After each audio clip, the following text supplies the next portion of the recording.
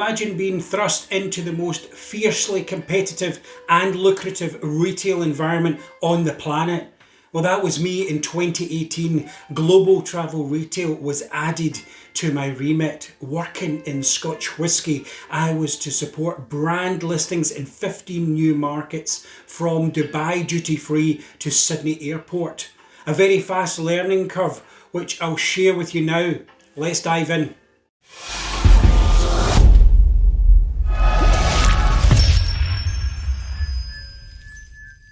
Hello, Hendo here, and welcome to what I learned working in global travel retail. In this video, I'll share some lessons and insights to the world of duty-free. Experiences are based on craft-size Scotch whisky brands, breaking through into premium and ultra-premium single-cask Scotch whisky, contracts with the biggest players. Duty-free is actually many things. At the airport, border stores, downtown, online, cruise ships and ferries. Brand side, some of my biggest lessons first. It's a team effort. Even if I was often alone in market, my brand team, the planning, design, logistics and management all got involved. So ask a lot of questions before you even get to the plane. I found out the hard way. And hierarchy is more important, especially in Asia. If you need something, go top down.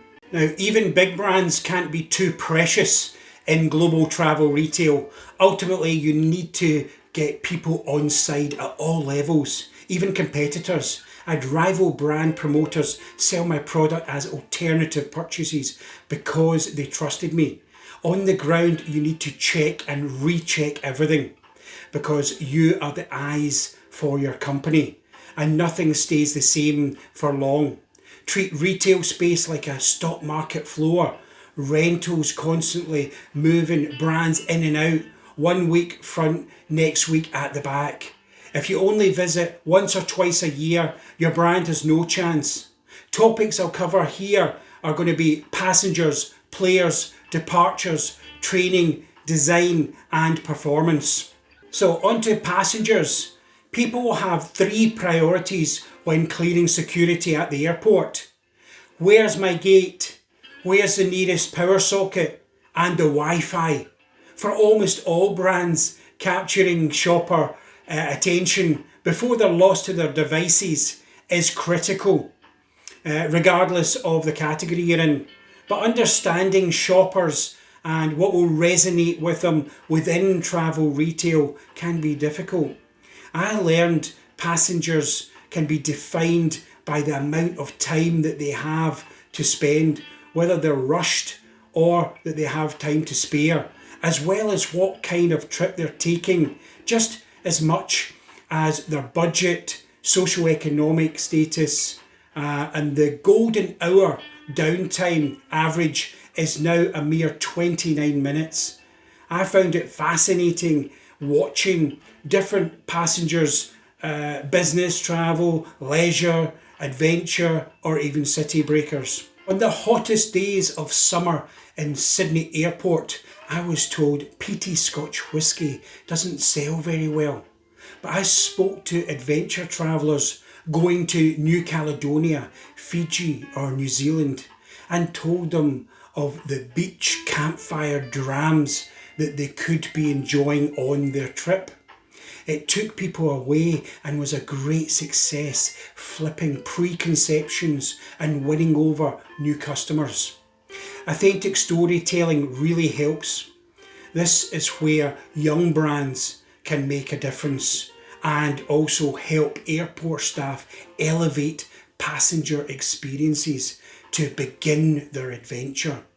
Many tourist passengers seeking a local gift to take home, locals departing looking for something interesting, and business looking for exclusives.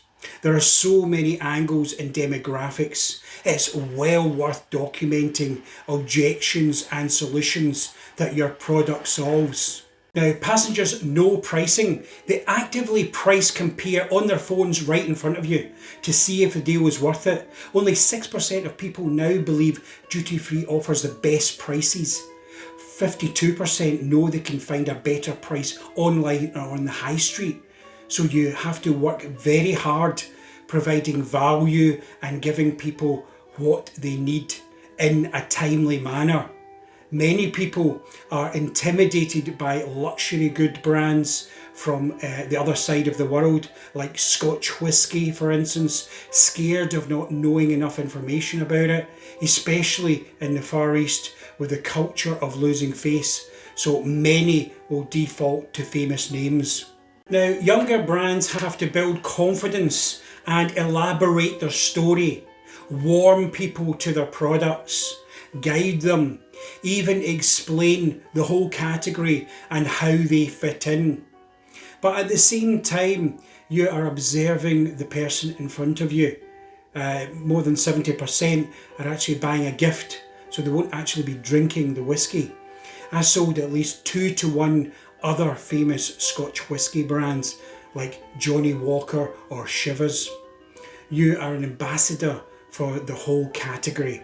Asia, especially China, are packaging focused and can be a challenge to convert to a new brand. Many only know Macallan as a Scotch, but couldn't really tell you the difference between Scotch and cognac, because on the shelves, the ultra premium luxury products, the spirits, are intimidating for so many. Passengers are genuinely delighted when you educate them a bit more about the category. Remember, people still buy from people. I learned quickly the importance of experiential marketing, introducing multi-sensory elements, perfume paddles that you see in the beauty product section crossed over, so representing key aroma flavours of the whisky at Dubai duty free, because they weren't allowed alcohol in the sampling, and in some Asian airports depending on the rules of sampling. Blindfolding visitors for a bit of fun, immersive experience in music, video, touch, smell, to engage all the senses. It's quite popular now, but I was the first to introduce for Scotch whisky at Hong Kong International Airport. I had many more creative ideas, but the budget didn't allow for that. The promotions are expensive and also a priority. A gift with purchase is a big thing. A branded leather luggage set or carry-on trolley. These are big hits with some of the customers, especially like Indian subcontinent travellers. They also look for value deals, like twin packs of Johnnie Walker is very popular as well. The main players in global travel retail, Dufry, the largest, DDF, Dubai Duty Free, Heinemann, Korea and Lotte, Schiller, China Duty Free Group, Lagardère, DFS, King Power in Thailand, Everrich in Taiwan, Amway, the border stores. I worked with most of these, and the companies, what they do is they lodge bids to contest or retender liquor and tobacco contracts. So when I worked in Singapore Airport Changi, it was DFS at the time, but that's now changed. And I guess this is one of the biggest lessons, is that nothing really stays the same. It's like a conveyor belt. Dubai Duty Free, for instance, is one of the biggest travel retail operators in the world, has strong Irish links. Colin McLaughlin, he's a famous guy there, became the driving force behind Dubai Duty Free's $2 billion success story. He was invited by Sheikh Mohammed to develop Dubai Airport when he was general manager at Shannon Duty Free, the world's first duty free from back in 1947 in Ireland. DDF now sponsors Irish Derby, the Irish Open in golf, and operates the Irish Village in downtown Dubai and other venues. Every time I was at DDF, the terminals were in constant change, with the layout, the redesigns, concessions, stores and staff.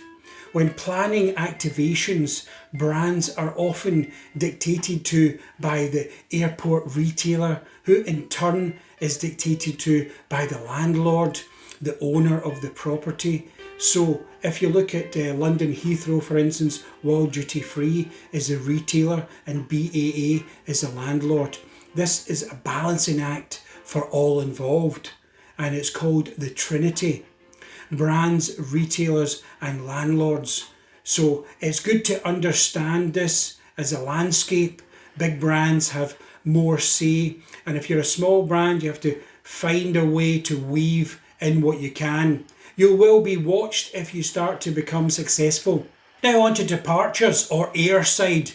On the floor with the promotion teams, speaking with passengers, sampling, competitors, promoters.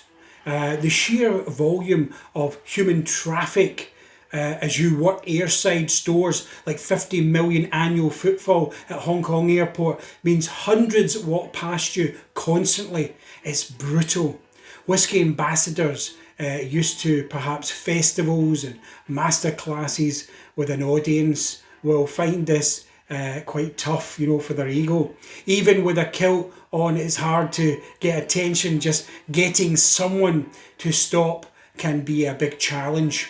Your job is to attract and entice, but also to analyse and report for your company. So checking and rechecking stock condition, brand position, pricing labels, depletions and brand logo, the presence of your brand, cues for promotions, comms with the team leaders, check-in, store digital touch points.